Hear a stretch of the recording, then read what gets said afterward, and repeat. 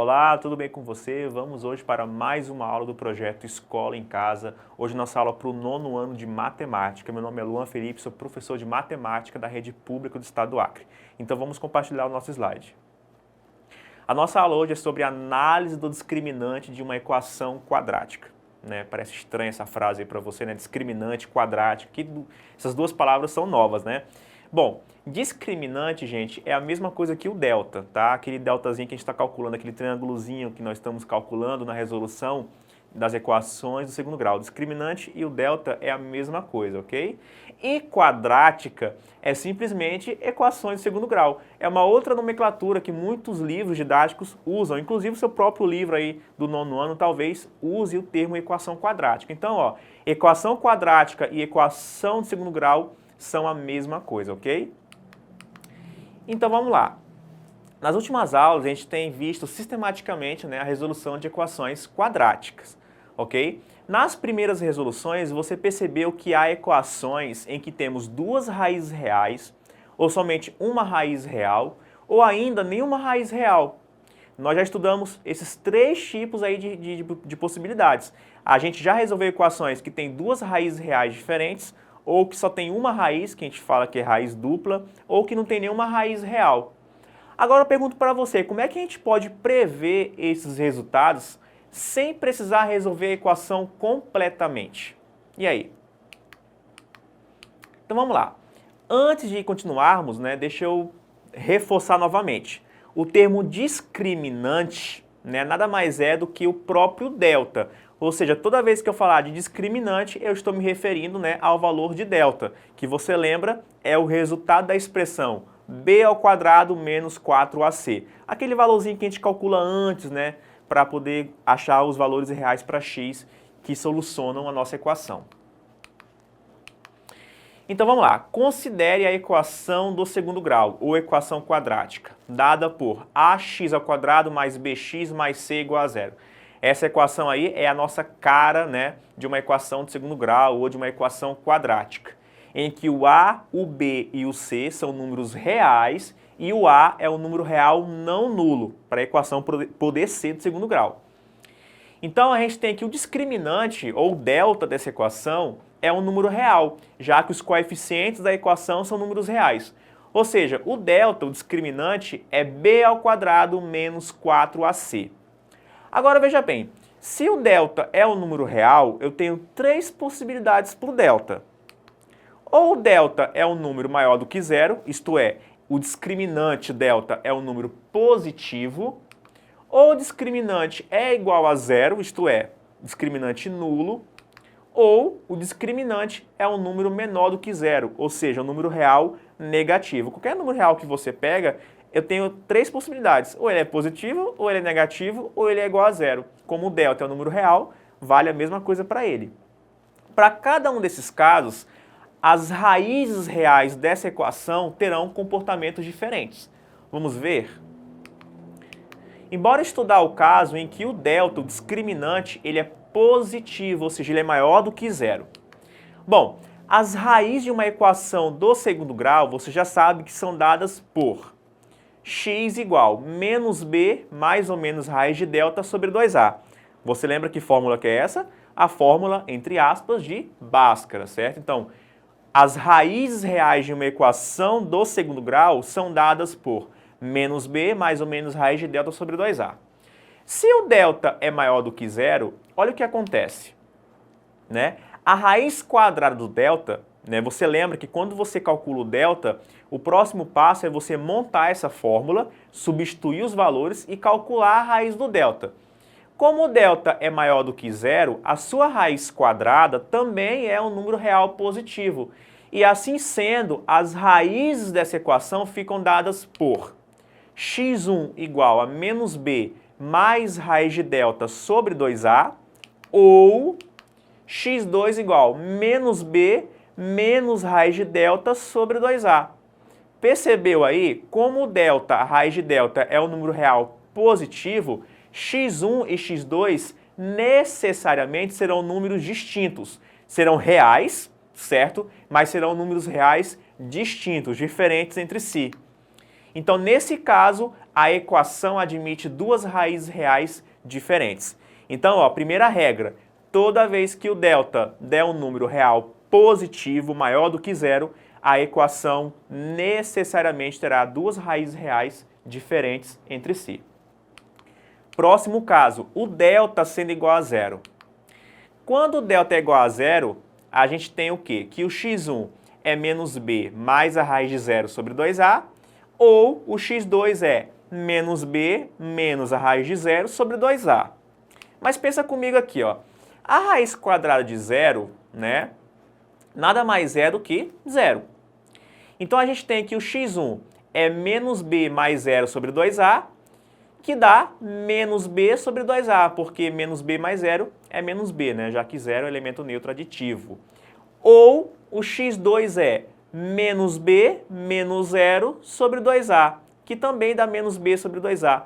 Percebeu aqui a ideia?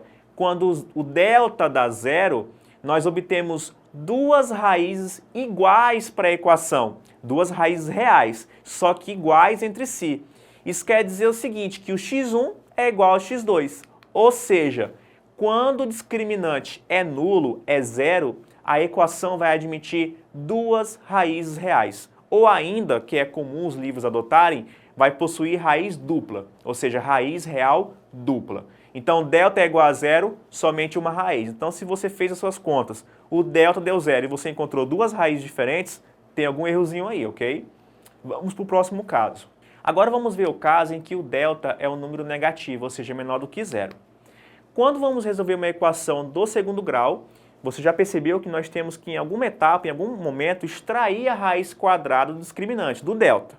Agora, se o delta dá negativo, como é que a gente pode continuar com a resolução? Se eu não consigo extrair raiz quadrada de número negativo nos reais. Né? Você aprendeu em radiciação que os números reais negativos não admitem raiz de índice par. Em particular, não vão admitir raiz quadrada.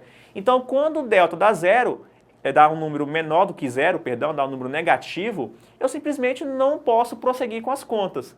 Isso quer dizer o seguinte, que quando o delta da equação for negativo, isso implicará na inexistência de raízes reais.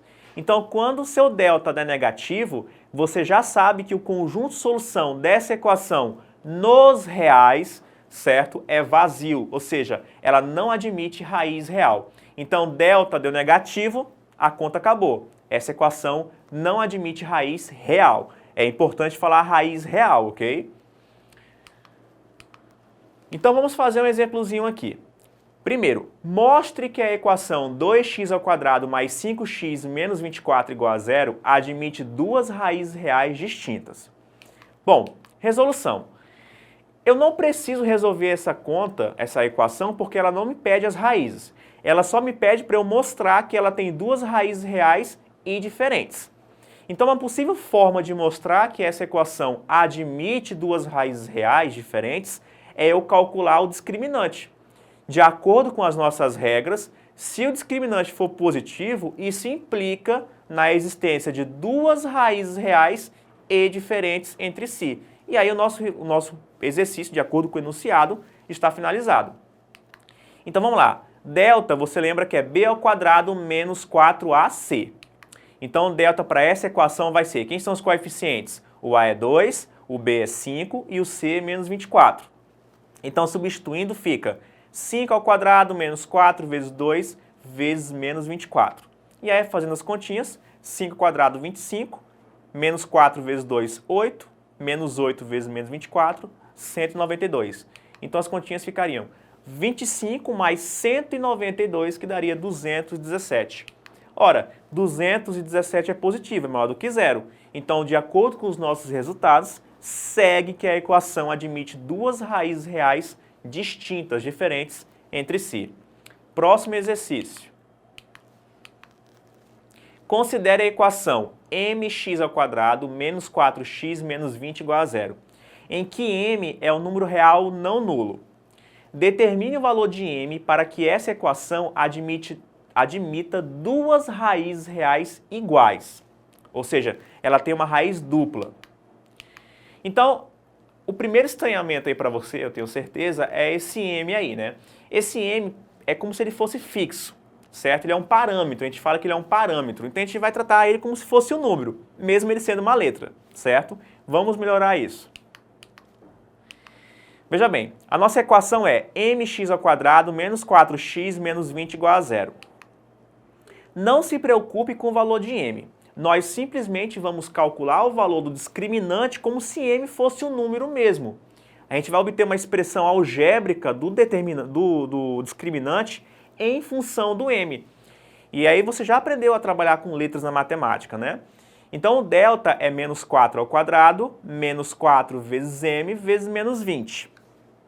Fazendo as continhas, ó, menos 4², né, dá 16, menos 4 vezes m dá menos 4m, menos 4m vezes menos 20 dá mais 80m. Multiplico aqui os números e conservo a letra, multiplicando. Então, o discriminante dessa equação é 16 mais 80m. Ou seja, o discriminante em função do m é 16 mais 80m. Agora perceba comigo. Eu quero que a equação tenha raiz dupla. Então, o valor do delta tem que ser zero. Isso quer dizer que 16 mais 80m tem que dar um número zero. O que eu tenho aqui, gente? 16 mais 80m igual a zero. Eu tenho uma equação do primeiro grau, polinomial do primeiro grau. E você já aprendeu a resolver esse tipo de equação, né? Letra de um lado, número do outro. Quem troca de membro, troca de sinal. Então, vamos lá. O 80m é letra, né? Fica no primeiro membro. O 16 está no primeiro membro, certo? O lugar dele é no segundo membro. Então, eu troco ele, trocando ele de sinal. Então, olha como é que fica, ó. 80m não troca de sinal porque permanece no primeiro membro. O 16 troca de membro, fica negativo. Então, o m, ó, é menos 16 sobre 80. Simplificando as continhas, né, a fração, eu tenho que o m é menos 1/5. Isso quer dizer que, quando m é menos 1/5, a equação vai admitir raízes reais iguais, isto é, raiz dupla. Então, para m igual a menos 1/5, essa equação possui raiz dupla. Portanto, está finalizado o nosso exercício. Então, voltando aqui para mim agora, então essa foi a nossa aula de hoje, espero que você tenha compreendido aí essa forma diferente de analisar as raízes de uma equação de segundo grau. Depois compareça na plataforma da Secretaria, assista novamente essa aula para você consolidar os seus estudos. Fiquem com Deus e até a próxima.